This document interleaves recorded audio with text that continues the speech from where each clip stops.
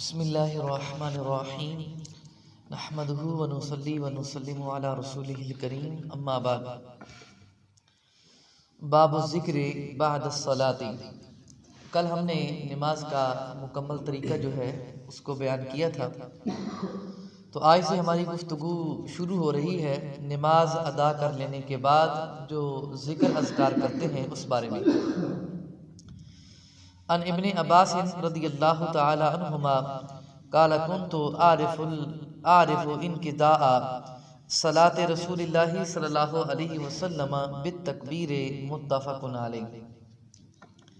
हज़रत अब्दुल्लाह इब्न अब्बास रज़ियल्लाहु तआला अन्हुमा आप बयान करते हैं कि कुन्तु आरिफ़ु, मैं पहचान लेता था, इनक़िताअ सलात रसूलिल्लाहि सल्लल्लाहु अलैहि वसल्लम बित्तकबीर, तकबीर पढ़ने की वजह से नमाज के मुकम्मल होने को मैं पहचान लेता था।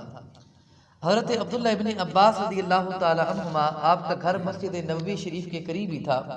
तो सहाबे इकराम अलैहिम रिदवान का ये अमल मुबारक था कि जब आप नमाज से फारिग होते तो तकबीर बुलंद आवाज़ से पढ़ते। तो हज़रत अब्दुल्लाह इब्न अब्बास रज़ियल्लाहु ताला अन्हुमा का बचपन का ज़माना था, कभी मस्जिद में हाजिर होते थे कभी नहीं होते थे। तो फरमाते हैं कि मैं उस वक़्त पहचान लेता था जिस वक़्त ज़िक्र बुलंद होता मुझे इल्म हो जाता कि अब जमात हो गई है। ये हदीस मुबारका है और यहाँ पर दो मसाइल जो हैं वो मैं आपके सामने अर्ज़ करूँगा। पहला मसला ये है कि नमाज के बाद बुलंद आवाज़ से ज़िक्र करना जो मसाजिद में लोग करते हैं, ला इलाहा इल्लल्लाह, इस बारे में। तो इस बारे में बाद लोग इसी हदीस मुबारका से इस्तिदलाल करते हैं कि देखें जी, हुज़ूर नबी करीम सल्लल्लाहु अलैहि वसल्लम आपने सहाबा इकराम ने बुलंद आवाज़ से ज़िक्र किया, तो लिहाजा हमें भी बुलंद आवाज़ से ज़िक्र करना चाहिए। देखें, जहाँ तक ज़िक्र की बात है तो जिस ज़ात का ज़िक्र करना है वो ऊंची आवाज़ में करें तब भी सुनता है और दिल में करें तो तब भी सुनता है। लेकिन बहरहाल इतना इंसान को ज़रूर होना चाहिए कि नमाज जब जमात हो जाए तो उसके बाद उन नमाजियों का ख्याल करना चाहिए जो नमाजी अभी अपनी नमाज बाकी अदा कर रहे हैं, जिनकी एक रकत या दो रकतें रह जाती हैं।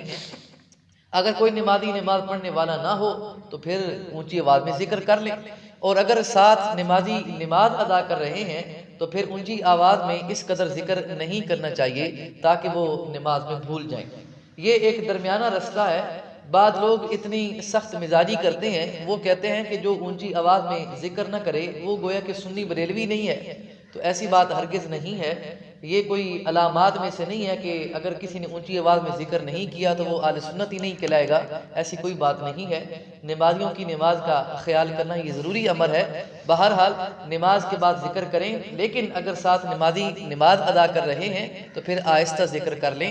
जिस ज़ात का जिक्र किया जा रहा है वो दिल में भी किए जाने वाले जिक्र को बखूबी सुनता है। इसके बाद दूसरा मसला है फ़राइज़ अदा करने के बाद अज़कार करना, यानी कि जिक्र करना, वज़ाइफ पढ़ना वगैरह वगैरह। तो यहाँ पर भी दोनों तरह की अहादीस मुबारका मिलती हैं, लेकिन उनमें एक तत्बीक की सूरत है जो मैं आपके सामने बयान करता हूँ।